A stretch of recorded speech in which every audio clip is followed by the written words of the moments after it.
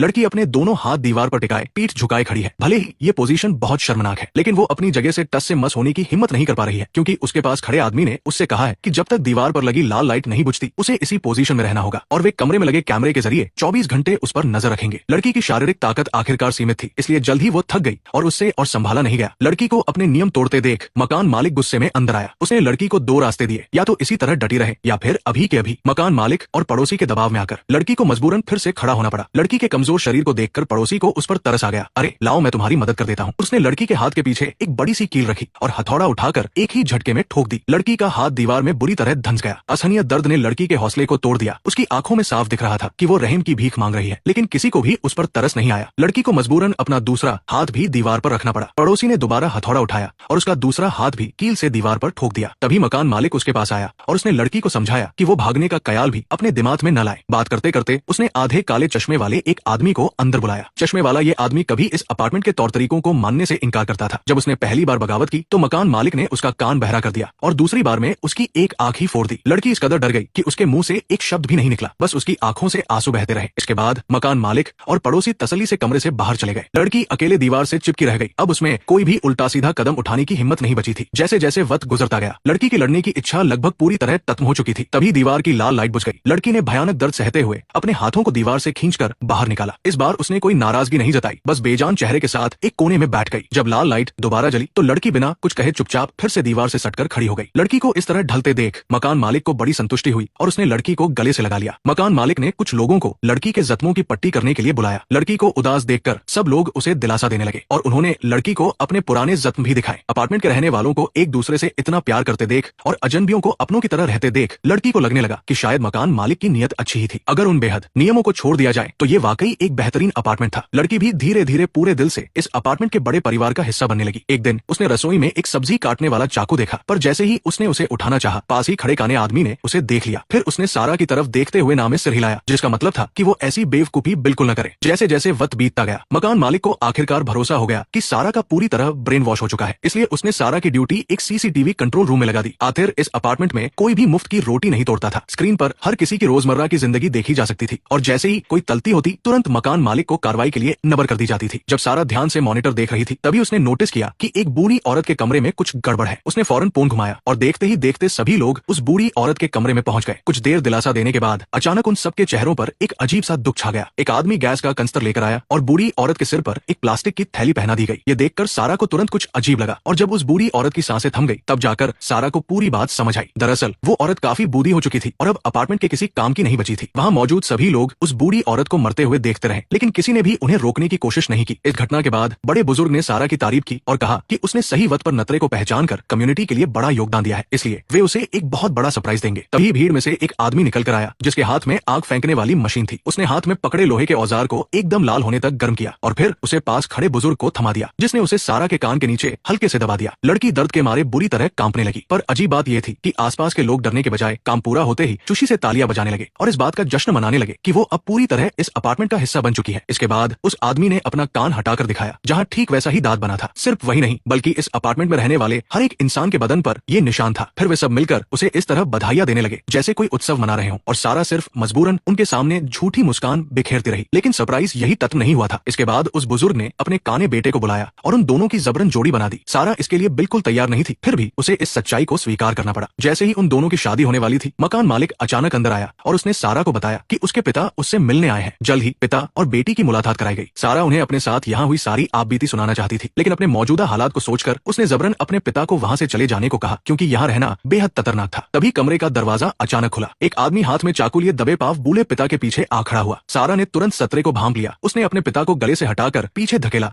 और उन्हें जानबूझकर गुस्सा दिलाया ताकि वे तुरंत वहाँ से चले जाएं। बूढ़े पिता को इस बात पर गुस्सा आ गया और उन्होंने उसे एक थप्पड़ जड़ दिया, जिसके बाद पीछे खड़ा वो आदमी धीरे से वहाँ से वापस लौट गया। लेकिन बूढ़े पिता को इस बात का अंदाजा नहीं था कि उनकी बेटी इस वक्त कितने बड़े नतरे में है और इस तरह सारा का यहाँ से भागने का इकलौता मौका भी हाथ से निकल गया। कुछ दिनों बाद और भी लोग इस अपार्टमेंट को देखने के लिए आए। इसी बीच सारा की नजर अपनी एक पुरानी सहकर्मी पर पड़ी जिसे उस बुजुर्ग ने पीटा था। उसने कैमरे में देखा कि उसकी सहकर्मी के साथ भी अब वही सब होने वाला है जो कभी उसके खुद के साथ हुआ था। जल्द ही उसकी सहकर्मी को उसी जाने पहचाने कमरे में लाया गया, लेकिन वो सारा की तरह कमजोर नहीं थी। उसने उन दोनों का डटकर मुकाबला किया। उसे हार न मानते देख उन्होंने सारा को बुलाया ताकि वो उसे समझा बुझाकर शांत कर सके। सहकर्मी को लगा कि सारा का भी इस अपार्टमेंट ने पूरी तरह ब्रेन वॉश कर दिया है, इसलिए उसने सीधे सारा को एक लात मारी और बाहर की तरफ भागने लगी। लेकिन इससे पहले कि वो भाग पाती, बुजुर्ग ने उसे पकड़ लिया। उसे अपने काबू में करने के लिए बुजुर्ग ने एक पेचकस निकाला और औरत के कान की तरफ ताना। जैसे ही वो वार करने वाला था, सारा ने सही मौका देखा और अचानक एक नुकीला औजार उठा लिया। ये देखकर वे दोनों जल्दी से वहां से भाग निकले। लेकिन जैसे ही वे कमरे से बाहर निकले, पीछे से उस बुजुर्ग ने खड़े होकर बंदूक से एक गोली चलाई और सहकर्मी का काम तमाम कर दिया। ये देखकर सारा ने बिना एक पल गवाए फुर्ती से बुजुर्ग को जमीन पर पटक दिया और पागलों की तरह उस नुकीले औजार से उस पर ताबड़तोड़ वार करने लगी। जब बुजुर्ग की सांसें पूरी तरह थम गई तो सारा ने उसकी पिस्तौल उठा ली। तभी अचानक उसकी नजर बुजुर्ग की हथेली पर पड़ी, जहां एक पुराना जख्म था और उसके कान के पीछे भी ठीक वैसा ही जलने का निशान था। सारा तुरंत समझ गई कि इस बुजुर्ग के पीछे भी जरूर कोई और है जो इस पूरे खेल को चला रहा है। तभी अचानक खतरे का अलार्म बज उठा। सारा बिना जिद के पिछले दरवाजे से तेजी से भागी, लेकिन अपार्टमेंट से बाहर निकलने से पहले ही लोगों की एक भीड़ ने उसका रास्ता रोक लिया। उन्होंने सारा पर दबाव बनाते हुए कहा कि अगर वो बंदूक नीचे रख दे तो वे सब अब भी अच्छे पड़ोसी बनकर रह सकते हैं। इसके बाद सारा पीछे हटते हुए मुख्य दरवाजे तक पहुंच गई। जैसे ही वो दरवाजा खोलकर बाहर भागने वाली थी, एक आदमी ने अचानक उसे पकड़ लिया। तभी उस काने आदमी ने मौका देखकर सारा के हाथ से बंदूक छीन ली। लेकिन अगले ही पल दरअसल वो काना आदमी सारा की भागने में मदद कर रहा था। उस काने आदमी को देखकर सारा के दिल में उसके लिए इज्जत और बढ़ गई। वो उसे बचाने के लिए आगे बढ़ने ही वाली थी कि उसने सारा को रोक दिया। इसके बाद काने आदमी ने मुख्य दरवाजे को अंदर से ताला लगा दिया और उस भीड़ का रास्ता हमेशा के लिए रोक दिया। इसके बाद सारा पूरी ताकत लगाकर सड़क की तरफ भागी। काफी देर तक भागने के बाद आखिरकार उसने चैन की सांस ली। लेकिन तभी सड़क के किनारे लगे एक सीसीटीवी कैमरे ने उसका ध्यान खींचा। अचानक सारा के दिमाग में कुछ आया। वो पीछे मुड़ने ही वाली थी कि तभी अनगिनत अलार्म बजने की आवाजें गूंज उठीं। पर इस बार उसने भागने का रास्ता नहीं चुना, बल्कि अपनी मुट्ठियां भींच ली। क्या वो वाकई आजाद हो पाई है? फिल्म यही खत्म होती है।